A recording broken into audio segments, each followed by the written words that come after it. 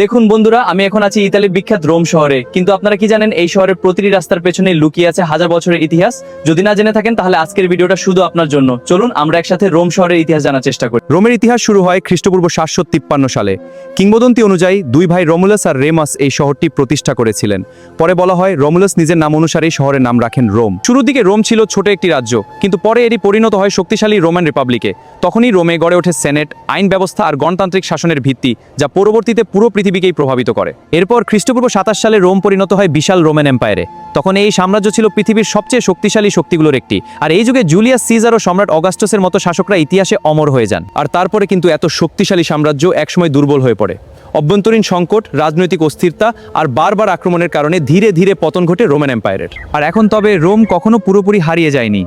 পরবর্তীতে রেনেসান্স যুগে এই শহর আবারও শিল্প, সংস্কৃতি আর জ্ঞানের এক নতুন কেন্দ্র হিসেবে পৃথিবীর সামনে উঠে আসে। আজকের রোম শুধু ইতালির রাজধানী নয়, এটি পুরো বিশ্বের ইতিহাস প্রেমীদের জন্য এক জীবন্ত জাদুঘর। হাজার বছরের ইতিহাসকে বুকে নিয়ে আজও রোম দাঁড়িয়ে আছে আগের মতোই গৌরব নিয়ে। আর এবার ভিডিওটি ভালো লাগলে অবশ্যই ভিডিওতে লাইক এন্ড শেয়ার করে দিবেন।